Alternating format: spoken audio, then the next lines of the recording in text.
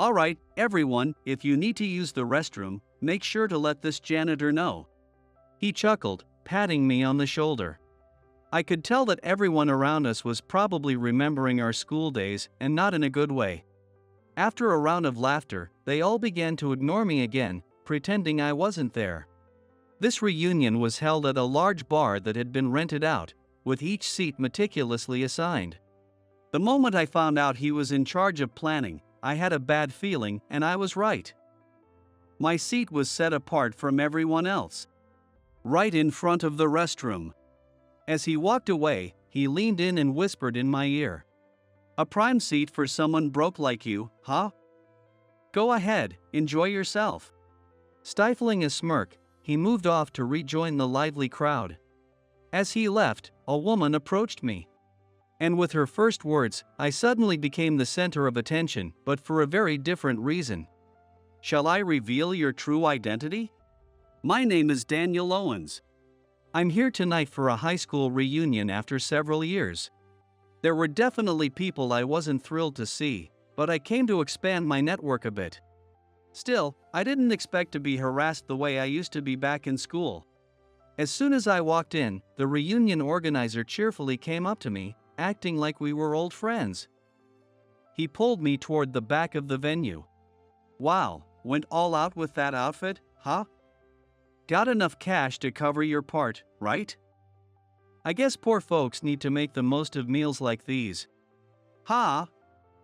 He threw digs at me the whole way, finally dumping me at a seat marked with a scribbled name tag. A far cry from the neat cards everyone else had. It was the kind of spot that wouldn't really matter if it stayed empty. It was right in front of the restroom, where other customers would probably go. I ended up spending my time alone, away from everyone, at a seat by the restroom. The one who probably arranged it all was Tony, our classmate and the organizer. He'd always mocked me for being poor, and now, here I was, sitting by myself in the least desirable spot. I didn't really want to see him, but he was the organizer, so I couldn't avoid it. Just when I was wondering what to do next, a woman came over to me holding a glass and a bottle of beer. I thought she was headed to the restroom, but her eyes were locked on me. She took a seat next to me, poured beer into my empty glass, and spoke up.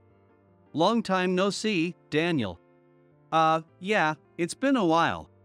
Her face felt vaguely familiar, but I couldn't place this stunning woman whom everyone would likely be turning to look at.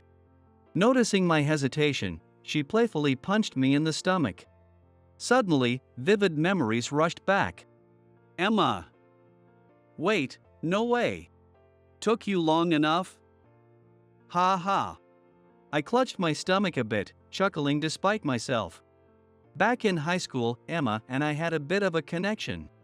She was beautiful then, but she didn't wear makeup and had a short haircut. So I didn't recognize the sophisticated woman with long hair sitting beside me right away. I arrived a bit late, you know. Honestly, Tony's knack for being snarky hasn't changed a bit. Well, it's been so long since I last saw him, maybe he's just feeling like he's back in high school. "Daniel, you're still too kind," Emma mumbled, and just then, someone called her over from across the room. I smiled, signaling she should go ahead. But to my surprise, she raised her voice and said something totally unexpected. "Hey, everyone, come over here. Let's hear Daniel, our CEO, share his secrets to success." What? Like everyone else, I reacted out loud, caught off guard. Since popular Emma had said it, people started gathering around my seat by the restroom. Emma, smiling brightly, patted me on the back and began talking to everyone as if it were her own story. "You all know that cleaning company making waves with all those commercials lately, right?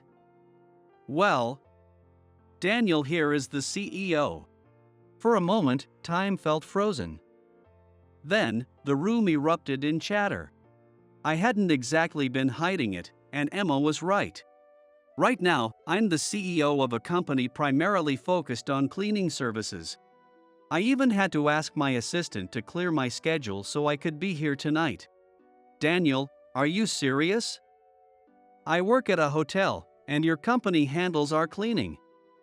I've got a friend in event planning who uses your services, too. So, what's your annual salary? Well, I don't usually share that, but our revenue's around $2 million. As I casually said it, the room went silent before bursting into cheers and questions. It wasn't a secret, but it was certainly enough to get the reunion buzzing. We started exchanging business cards and reminiscing, and it finally felt like a real reunion. But then, a loud voice broke through the excitement. Are you all really crowding around by the restroom? It's time to get ready for the after party. And the janitor CEO here doesn't need to come. Right? Tony approached, looking down at everyone and me with a smug expression. Oh, right. I actually have to get back to work. Hey! Go ahead and polish things up real nice. Alright, everyone, let's hit karaoke. Snorting with contempt, Tony led the group out. Just as I was about to leave the place a bit later. I thought I was the only one left, but suddenly, someone grabbed my arm. Startled, I turned around to find Emma standing there. The two of us walked out of the restaurant, heading toward the station opposite where everyone else had gone. Aren't you going to the after party? Everyone will miss you if you're not there. It's fine. Wasn't really in the mood anyway. Besides, Daniel, you're amazing. I probably sounded like I was bragging, but I just wanted everyone to know how hard you've worked. Emma, her cheeks slightly flushed from the drinks, looked at me with a warm smile. Seeing that smile brought back memories of feelings I'd never expressed to her. Emma. I stopped, looking straight into her smiling face. The only reason I managed to work so hard, even back in high school, was because of you. Thank you for everything. Finally getting the words out brought back a flood of memories. In my junior year, my life changed overnight.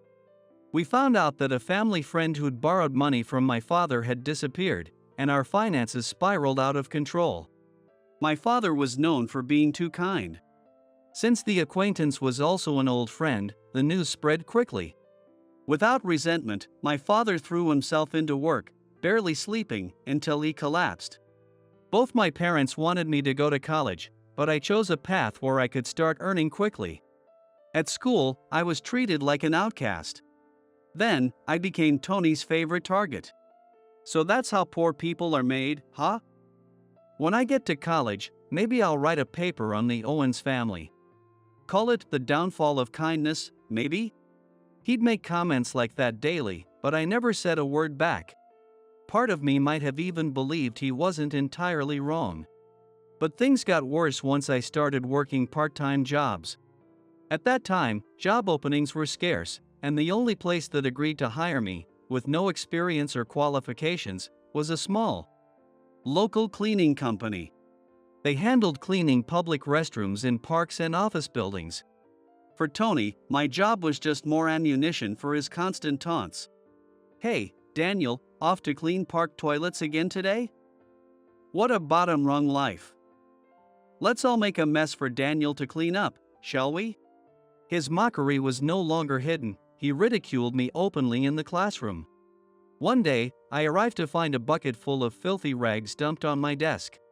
Someone must have spilled milk in there yesterday, it reeked. But that wasn't all. At some point, the classroom trash can had been moved next to my seat at the very back. Tony threw his half-finished juice box in with a smirk, loudly calling out to me. Hey, Mr. Janitor, shouldn't you keep this trash from piling up? Cleaning's your thing, right? By the way, the bathroom looked a little dirty earlier. So you might want to check it out. Bathroom cleaning's your specialty, isn't it? I just sat there in silence, refusing to look his way. I started to wonder if there was any point in coming to school, or even graduating. That's when a voice suddenly broke through my darkening thoughts. So, if cleaning toilets is bottom rung, then what about your mom who cleans the toilet at home? Guess that makes you bottom rung too, huh? What did you just say? It was Emma, with her short hair and sun-kissed skin, standing up for me, glaring at Tony. And what's this let's all make a mess nonsense? That's against the law, you know? Wow, dealing with people like you really is a waste of time. Come on, Daniel, let's go. Ha! What? Ignoring Tony's shouts, Emma grabbed my hand, and with a mix of anger and laughter, dragged me down the hallway. While I was still trying to figure out why she was defending me, we ended up on the rooftop. Emma, why did you? Why? Because I couldn't talk to you otherwise. What? I was honestly confused by her reasoning. But Emma just smiled and kept talking. Daniel, are you planning to keep working in cleaning after graduation? I don't know. I'm just focused on making money right now. Well, sometimes not having it all figured out is okay, too. What? Lying on the rooftop, Emma stared up at the sky. Every so often, a breeze would blow, making her skirt flutter, and I had to look away awkwardly. When I turned my face away, Emma suddenly stood up and came right toward me. Then, she punched me hard in the stomach. Ow. What the heck? Honestly, Daniel, you're way too nice. Fine, I'll protect you until graduation. I'm sure there's a path to happiness out there for you. What makes you so sure? As I spat out those words, rubbing my stomach, Emma once again took up a punching stance directed at me. All right. I'll be in your care. Upon hearing those words, Emma smiled and headed down the stairs. I had thought I just needed to wait for time to pass, but suddenly, I found myself in an unexpected situation. Back then, I assumed Emma's kindness was just a passing whim. But from that day on, Emma started talking to me more and more. She made sure Tony couldn't get near me. Spending time with her gradually became comfortable for me. But before I knew it, graduation day had arrived. In the end, I decided to continue working in the cleaning industry. Emma was leaving town to study business management. On our last day at school, she held my hand, not looking at me as she said, Daniel, your kindness will definitely lead you to happiness. Those were the last words we exchanged. I had spent years pondering Emma's words. After all, my family had ended up in debt because of my father's kindness. But I wanted to believe in what Emma had said. Looking back, my life had felt like it was guided by Emma's encouragement from that day onward. I worked hard, no matter what. In every place, I put in my best effort with care. At places I visited regularly, people started to express their gratitude more and more. Then, as I was approaching my first year on the job, I was unexpectedly summoned by Mr. Stewart. My heart leapt, hoping it was about a full-time position, but what he told me was the complete opposite. I had been let go. Mr. Stewart, but why? Daniel, I always assign the toughest jobs to new hires. In this line of work, having the right attitude is key, and you handled it, even as a student. I never told you, but we've received so much praise for you from various places. You've done a great job, Daniel. Mr. Stewart sniffled slightly and set an envelope with documents on the table. It's a company run by an old friend of mine. You've probably heard the name. There's also a letter of recommendation from me in there. If you want to keep going in this field, work on your skills there and aim even higher. Your compassion for others is your greatest strength. As he spoke, Emma's words suddenly echoed in my mind. With Mr. Stewart's support, I joined a major company, learned a great deal, and eventually went independent. A breakthrough came when a cleaning product I had been researching received a patent. Even after going solo, my approach to work didn't change. The words of Mr. Stewart and Emma remained my driving force. To this day, I still connect with Mr. Stewart through work, but I've always wanted to thank Emma as well. And tonight, I'd finally done that. As I drifted into these memories, I noticed Emma looking at me with a puzzled expression, as if trying to piece things together. Then, as if struck by a sudden thought, she stepped closer and said with a soft smile, "So, you're happy now, right?" "Yes." "Thank you." We shared a quiet smile before continuing our walk. Since that reunion, Emma and I had started keeping in touch. Most of our conversations were lighthearted, but they became a comforting break amid my busy work schedule. Finally, we found time to meet up. Maybe I was a bit too excited for my age. I hurried to finish my work and headed to the restaurant where we were meeting. Even though I knew it was just a casual meal with a former classmate, my heart was racing as I waited for Emma. I heard the waiter announce her arrival, followed by the soft sound of heels and a faint, floral scent. "Sorry to keep you waiting. It's been about a month, huh, Daniel?" I found myself momentarily speechless, admiring how she dressed up even more than at the reunion. Seeing her usual smile finally snapped me back to reality. The conversation over the meal was, as expected, about trivial things. In the relaxed atmosphere and the unique feeling that only in-person interaction can bring, I felt a sense of happiness. Still, something seemed a bit off. As we neared the dessert, I finally gathered the courage to ask Emma, "You seem a little tired. Has work been busy?" "Oh, well." Emma looked slightly embarrassed before giving a small, resigned smile. "Daniel, I knew you'd notice. There's something I've been meaning to talk to you about." "What is it?" "It's about whether or not to take over the family business. I've never doubted it before, but now, suddenly, I'm not so sure." Emma's life had always been so different from mine. Emma's family runs a long-established Japanese confectionery shop that has been in business since the Taisho era. It's a shop that values tradition, having operated with only one type of dumpling since the beginning. Above all, they cherish passing it down through the family. In contrast to my chaotic life, Emma had always followed a clear, predetermined path. Her life was one where everything was already decided. As an adult, I finally understood the words she'd said on that rooftop long ago. Her remark, "It's hard both to make decisions and to have them made for you," hinted that she had likely felt a sense of discomfort about a life without choices. Even back then. And now, she was openly questioning it. I didn't know the answer, but I felt a strong urge to support the person who had always been there for me. While I was deep in thought, she suddenly spoke up. "So, would it be possible for me to work at your company, even just for a little while? Maybe as an intern or something like that?" "What?" "I mean, I'd like to see what it's like out there in the world." "But, it's probably not possible, right? I mean, it's such a big company. And just because we're classmates." Though I was surprised, I quickly realized this could be exactly what I could do for her. "I know a bit about your family's business. I don't know if it will change anything. But experiencing a completely different job might help you see things more clearly. We'd be happy to have you on board." "Really?"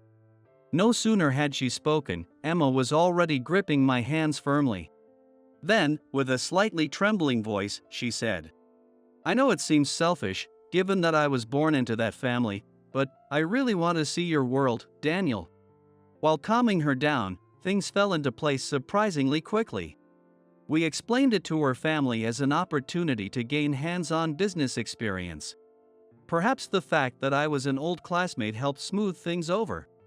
And so, Emma began working at my company as an intern, specifically as my assistant. I hoped it would be a way for me to support her, but I never anticipated that I'd be pulling her into the unpredictable side of life. The following Monday, Emma started working at our office. I had her shadow our lead assistant and make the rounds of our departments, and I heard the entire office would stir every time she walked in. With her neatly tied black hair and effortlessly stylish suit, she quickly earned the nickname Beauty Secretary. She didn't seem to mind, so I let it slide. But it wasn't just her appearance. Emma was a highly capable assistant. As the heir to her family's business, she'd probably learned a lot already.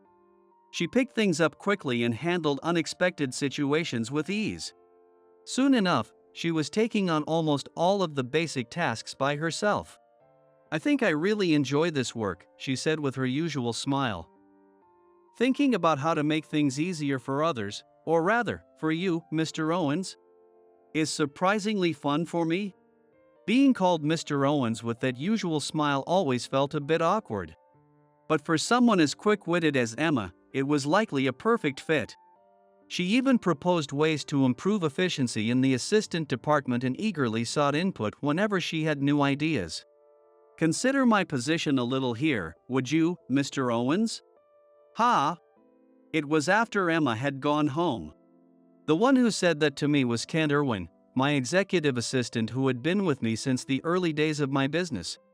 With his lean, muscular build and piercing gaze, he carries himself with even more authority than I do. And, of course, he knows the company inside and out. Consideration?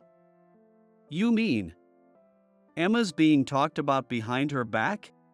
Not just behind her back anymore. Some call her arrogant, a nepotism hire, all looks. Emma's not here through nepotism, it's an internship. And she's only sharing her insights. What's wrong with that? Well, given that you brought her here, it's nepotism to them. Kent's straightforward comment left me speechless. Just when she'd finally stepped into a new world, this was happening. I felt helpless. Seeing me slump at the meeting table, Kent sighed. Why an assistant, anyway? I've been handling everything on my own just fine. If it's an internship, she could have been assigned to one of the field teams. Personal considerations should be kept in check. Sorry. Kenny. Just because we go way back doesn't mean you should call me that. Even with his stern warning, I kept wondering what to do next. Emma might need to be moved to a different role. But I didn't want to take away the sense of fulfillment she'd found in her work as an assistant. As I sat there, unable to reach a conclusion, Kent forcefully pulled me up from my chair.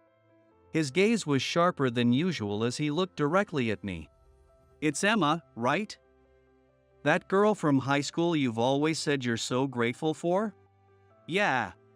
Kent released me with an exaggerated sigh before continuing. She's aware of the resentment toward her, you know. And she's still determined to keep going. What are you planning to do about it? That was one question I'd always known the answer to. Protect her. This time, I promised myself I'd protect her. Hearing that, Kent gave a small smile and left the room. Thanks, Kenny. As long as Emma could work here with a smile, I would protect this place. No, I would create a place where she could keep smiling. That day, I silently renewed my commitment.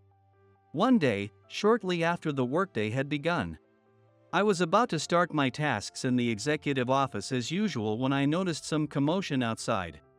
I was about to step out to see what was going on when Kent, who usually arrived before me, finally showed up. But after only a brief exchange, he hurried off toward the assistant department. In a few short words, Kent had informed me that a major error had occurred at the company level. Since we handle a wide range of cleaning services, multiple projects are always running simultaneously. Occasionally, the assistant department is called on to help coordinate. And this time, the mistake had happened there. Emma had been in charge. I'm truly sorry. I could hear Emma's loud apology in the assistant department's office, along with the whispers of other employees outside. The job in question was a cleanup following a large outdoor festival. Though the task had been handed down from another department, it was a substantial project for Emma to handle on her own. Somehow, amidst the handoff from one department to another, preparations had stalled. The staff in charge of event cleanup had even come to the assistant department, standing beside Kent with his head in his hands. Emma kept apologizing to Kent, her manager, and the employee involved. Kent silently guided her out of the office. With a pale face, Emma was led to my office. Mr. Owens, I've brought her here. Ah, Kent. I've already got everything organized. I'll head to the site myself this evening. Emma stood frozen, looking as if she had no idea what was going on. Then, she tried her best to part her trembling lips. Mr. Owens. Emma, this was a company mistake, not yours alone. As soon as I'd learned of the error, I'd acted immediately. I'd coordinated with previous staffing agencies and short-term hiring apps to pull together a team, rearranged the original staff schedules, and set everything in motion. It's in times like these that I really appreciate your character. Standing beside Kent, Emma looked relieved as tears began to spill down her cheeks despite her efforts to hold them back. Emma. Thank you. Thank you so much. After all, I am the CEO. After Kent quietly left the office, I handed Emma a handkerchief to dry her tears. She asked to help at the job site, and no one worked more earnestly that day than she did. After seeing off all the staff who'd come on short notice, Emma and I waited in the now dark square for Kent to pick us up. Just as I was about to thank her for her hard work, she spoke up first. Daniel, thank you so much. This is part of my job, so I'll always be here. I'm going back home to my family. What? It took me a moment to process what she meant. It meant Emma had decided to take over her family's business. If that was her choice, I had no right to stop her. But I didn't know how to express the feelings that were swelling in my chest. Before I knew it, I muttered softly, "Did I fail to be there for you?" Emma quickly turned to face me. I could see her tears, glistening even in the dim light. That's not true. I'm so grateful for you, Daniel. You listened to my selfish dreams and showed me a new world. You made me realize that it's not just about having the strength to keep the family business afloat. You taught me how challenging yet rewarding it is to truly engage with work. Emma gave me a small, gentle smile and said one last thing. I wanted to stay here. But I can't burden you any longer. I've left my resignation letter on your desk. I had such an amazing time, really. Thank you. Emma. Without looking back, Emma walked away from me. There was no way I'd find an answer by thinking about it. I wanted to talk to her more. When I got back to the office, I took Emma's resignation letter from her desk and quietly tucked it deep into my drawer. I left the office feeling like something had hollowed out my heart. But things weren't over yet. The next day, I was at work earlier than anyone else. It might have been the first time I'd rushed to the office like this since I started my own company. I'd received a direct message from the vice president of the major corporation we were co-developing a project with. I was desperately trying to piece everything together as a flood of information weighed on me. I contacted Kent, and we met in my office. He was already there, his expression as calm as ever. Though his tone was a bit tenser than usual, I must have looked far more rattled. Kent, trying to calm me, quickly brewed some coffee and brought it to my desk. Mr. Owens, can you go over what we know so far from their side? Yeah. It seems that the documents for the cleaning agent we developed for food factories were leaked to a competitor. It was nearly complete. So this is pretty serious. And apparently, our company's email address was left in the email headers. Was it Emma's email that was used? I didn't respond to Kent, just kept staring at my computer. After about 10 minutes, Kent seemed to sense my silence and spoke up. Mr. Owens, it's time we reach out to them. Yes. Tell them we'll come to explain in person. After getting everything ready, I went to meet the client with Kent. Kent had already prepared a gift as an apology, and we waited for them in the conference room.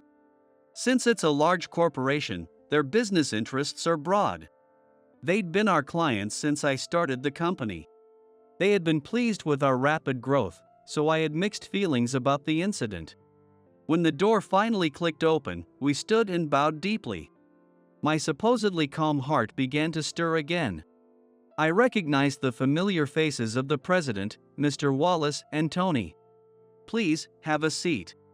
Mr. Wallace's voice was restrained but stern, his arms folded and eyes fixed sharply on us. Tony sat beside him, his hand covering his mouth, watching us intently. Mr. Wallace, we deeply apologize for the trouble we have caused. Daniel.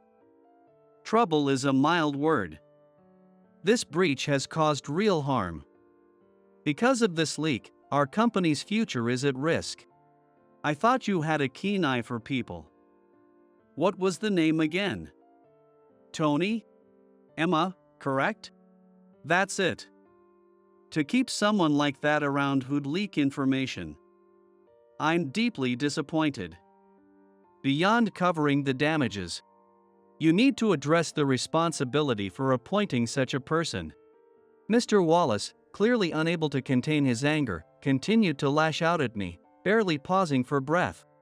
It was completely justified. They operate numerous food factories.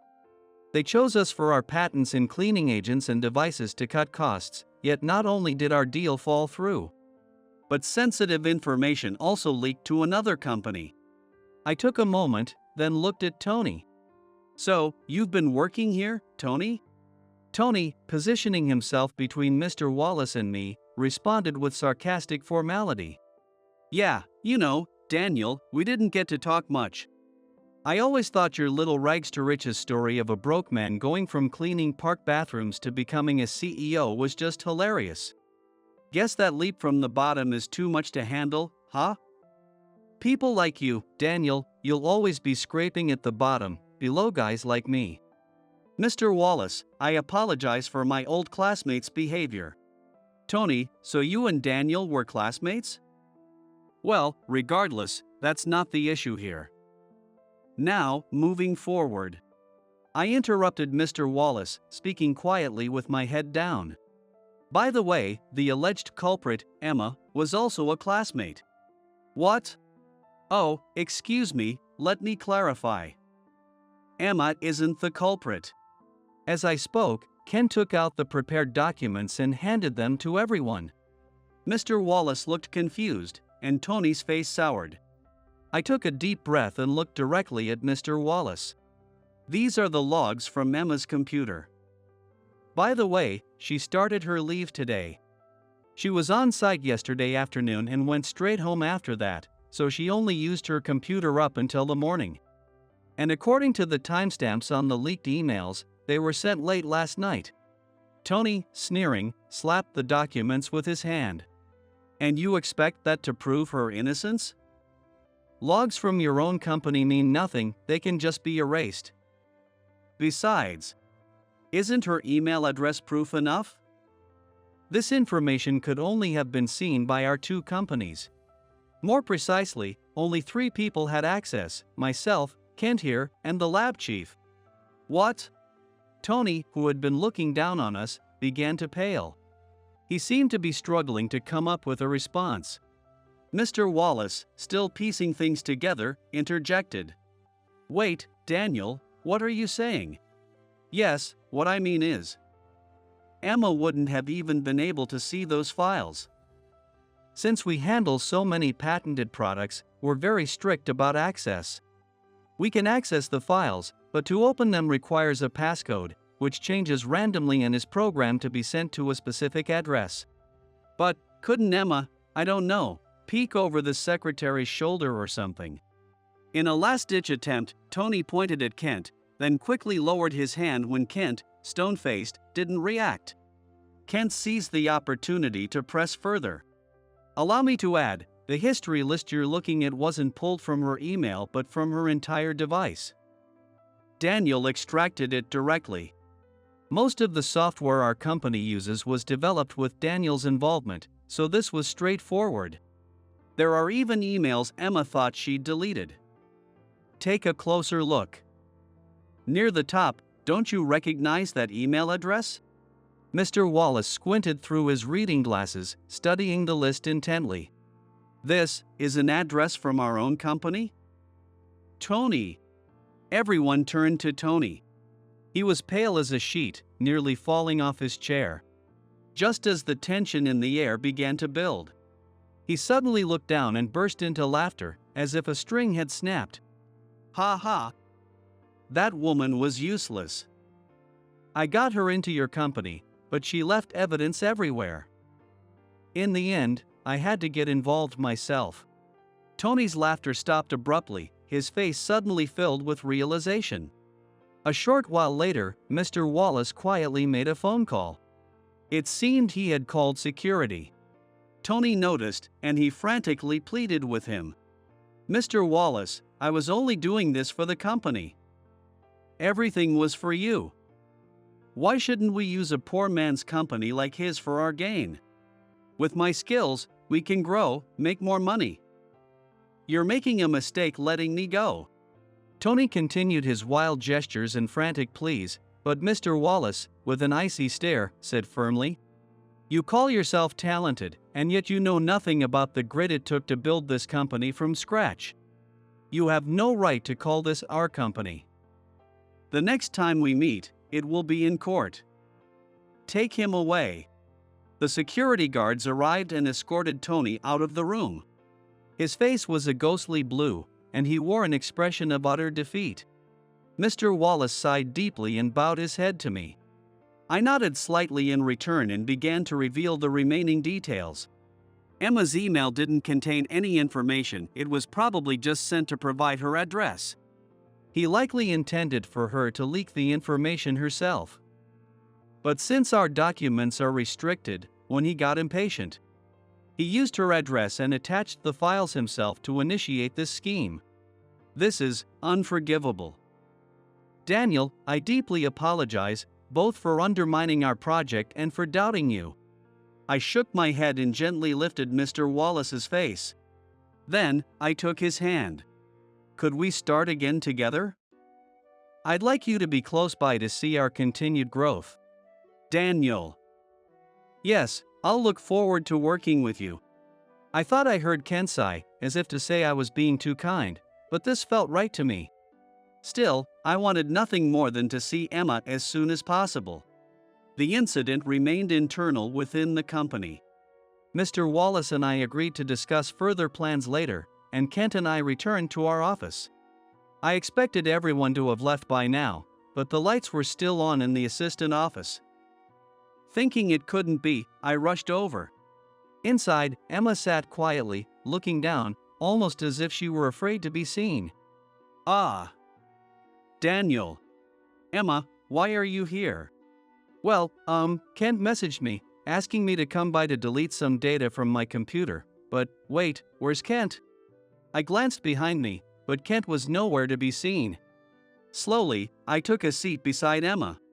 We both stayed silent, staring downward. After a while, Emma finally spoke. "Tony called me earlier. He was yelling on the phone. You already know everything, don't you?" "Not everything." "Emma, why did you go along with Tony?" She laughed bitterly, averting her gaze slightly. "Our family business supplies a department store, and Tony was the one in charge of our account. So he knew everything about our shop. At the reunion, he came to me with this plan. He told me it'd be easy for him to end our contract if I refused, so I couldn't say no to spying on your company and stealing information." After saying that much, Emma's tears could no longer be held back. She was breathing heavily, her shoulders rising and falling with each breath. I gently patted her back, waiting until she calmed down. I kept asking myself why I didn't say no, even during the reunion. "Seeing you again, as kind as always. And yet, I was sitting beside you, hiding the betrayal I was planning. It was unbearable. Even when I enjoyed the work and smiled with you, all I felt was regret. I wanted, more than anything, to just laugh with you sincerely. So, that's why the resignation letter?" She nodded, covering her face with her hands. The future of the shop stopped mattering. "I couldn't do this spying thing.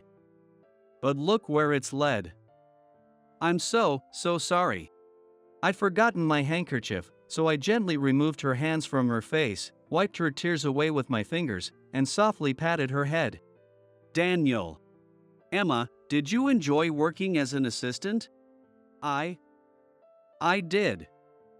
Thinking things through, putting them into practice, and then trying again if it didn't work. Each new task felt like an achievement. And being told thank you, that made me so happy. Good. That's all I needed to hear. Then, Emma shook off my hand and stood up. In a voice that sounded both angry and tearful, she shouted, "What are you saying? I deceived you. No matter how kind you are, this is too much." When she swayed, I instinctively caught her, wrapping her in a tight hug.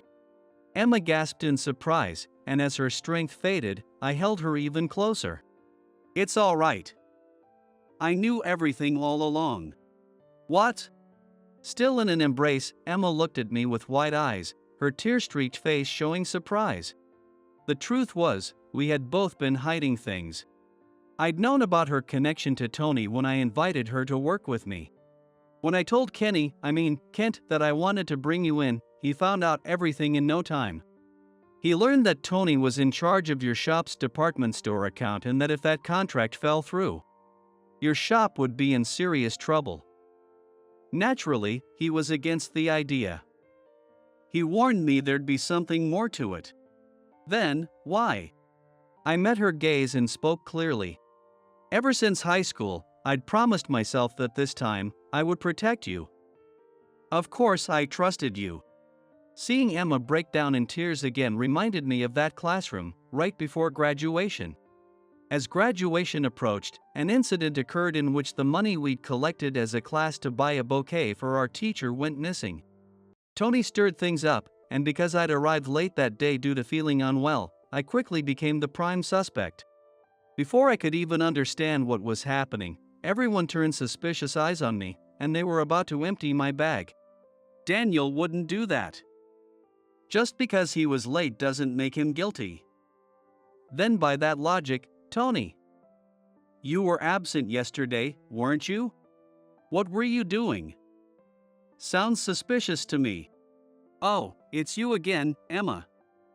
I was just sick. Then Daniel could have been in the same situation. I trust him. What about the rest of you? The room fell silent. In the end, the missing envelope was found. It had been turned into the school's lost and found. Apparently, the classmate who dropped it was too embarrassed to admit it, so I'd been wrongly accused. She later apologized to me quietly, crying, but I just heard it was okay since everything was resolved. Afterward, I went up to the rooftop. As I'd hoped, Emma was there. Emma. Daniel, it's all settled now, right? Knowing you, you probably forgave her, didn't you? Ha ha. I laughed, scratching my head. It was over, but Emma had been the only one to believe in me. If not for her, I probably would have just accepted being labeled the culprit. Emma had taken on the entire class just to defend me. As she turned to leave, I summoned my courage and called out from behind her. I'll believe in you, too, Emma, no matter what. What was that? We'll be late for class if we don't get going. My words were lost in the rooftop breeze. Once we graduate, there's no telling if we'll ever meet again. But I was certain that my feelings would never change. Finally, maybe I've repaid you a little. Repay? I didn't do anything that deserves that. Emma's brow furrowed as she spoke, and I gently patted her head, smiling. Ha ha. By the way, I still have your resignation letter. What should I do with it? Wait, even though you knew everything I'd done, even after all this trouble. Daniel, you really are too kind. Agreed. As CEO, he could really use a bit more authority, so please, keep telling him that. Emma and I broke apart instinctively at the sudden voice behind us. Kent stood there, arms crossed, sighing in exaggerated exasperation. Kent? Ah, well, you already know this, but Mr. Owens here is almost dangerously sincere. I mean, inviting a familiar face from the park who turned out to be a rough type to join him in business when he first went independent. And look at him, he's still putting his heart into his work. Kenny. Kent looked at me, not with his usual stern expression, but something closer to a slight smile. He quickly resumed his usual expression and said to me, "You're always saying not to miss a chance, right? Daniel." With a wave of his hand, Ken turned and left the office. Now it was just Emma and me again. After a brief silence, Emma spoke up. "You were always someone special to me, Daniel."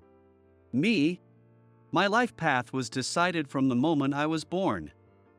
By the time I began to feel conflicted, it was already set in stone that I would take over the family business. And then I heard about your family's troubles.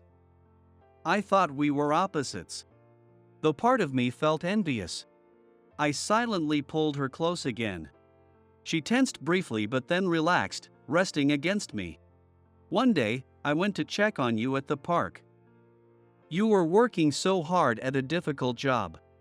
People nearby were talking about how much they appreciated the well-kept restrooms. When you were about to leave, one of the tough-looking guys handed you a drink. It hit me that even in hardship, you had built a treasure out of sheer effort. And there I was, letting my own feelings fester without doing anything." I felt ashamed. Emma's hand tightened on my arm. "In the end, I couldn't change myself. But despite everything with Tony, you gave me another chance, a chance to finally reflect on myself. I'm done living by others' expectations or for selfish gains. I want to live true to myself." Just then, Emma suddenly embraced me tightly. She had her face buried in my chest but looked up, meeting my eyes, and whispered with all her strength, "I want to stay by your side, Daniel. I feel the same. I've felt that way since we were students. Emma, will you stay by my side forever?" "Yes, yes." Even as she laughed and said I was squeezing her too tight, I kept holding her close. After all, the person I loved most had finally come back to me. 2 weeks later, Kent and I visited the major corporation. We were there to wrap up the aftermath of the incident and discuss our future plans. The discussions with the company Tony leaked to have already been settled. Although Mr. Wallace was disheartened about the ruined project, my words made his eyes light up. The cleaning agent we'd been co-developing included ingredients sourced overseas, contacts I'd carefully nurtured over the years. Even if they tried to replicate it, we had exclusive agreements preventing anyone else from obtaining those materials. Upon hearing this, Mr. Wallace visibly relaxed, sipping his tea with a smile. In the course of our discussion, he informed us about Tony's punishment. Tony had, of course, been dismissed. His intentional sabotage led to a police investigation. Though they intended to settle out of court, the damages amounted to a sum equivalent to multiple years of his salary. It was said he had screamed nonsense when confronted with the amount. While the court's decision was still pending, Tony would likely spend the rest of his life repaying his debts. On the way back, Kent quietly asked me, "What was Tony's goal in all this? Even if he wanted to bring you down, he must have known the risk." Tony was talented. But there's something that's bothered me. We were only classmates during our junior year. Our names right next to each other on the roster. Our teachers often announced test scores aloud. You're kidding. As I looked out the window, I recalled those days. Maybe, to him, being outdone in every test was humiliating. And then seeing you as CEO finally pushed him over the edge. Well, that's all over now. Yeah. Back at the office, a new executive assistant welcomed us into the president's office. "Welcome back, Mr. Owens, Mr. Irwin. I'll bring you some tea." "Thank you, Emma." Emma officially became the executive assistant. This time, as a full-fledged employee. Meanwhile, Ken took on dual roles, serving as vice president while the new assistant manager was trained. When Emma brought in the tea, our eyes met, and an awkward cough made us both blush. Emma had shown a strong determination to master every part of her job. Given her natural abilities, her reputation among the assistants had transformed. According to Kent, even employees who'd previously harbored resentment apologized to Emma. In turn, Emma asked them to teach me everything you know, earning her widespread respect. Hearing this, I couldn't help but smile, pleased that others could see Emma's remarkable qualities. As for her family's business, Our company purchased the distribution rights from the trading firm when Emma joined us. Convincing her family hadn't been easy. The challenge lay in persuading them after Emma decided not to take over the business. But when I passionately explained that the true legacy was their recipes and our commitment to preserving them, they finally agreed. By updating the packaging with a modern, upscale look and emphasizing the shop's long history, our strategy proved wildly successful. Customers even came from neighboring prefectures, and lines stretched out the door. This naturally fueled our company's growth as well. My work became busier than ever. But my heart was full. Looking up from my computer, I saw Emma standing there. Emma, is something on your mind? Hee, it's already past office hours. I've clocked out too, so any further assistance will have to be off the clock. Oh, what's up? I was just wondering what you'd like for dinner tonight, Daniel. Emma and I recently started living together. How about something hearty? You look a bit pale. With that, Emma placed both hands on my face and leaned in close. I think you might even have a bit of dark circles.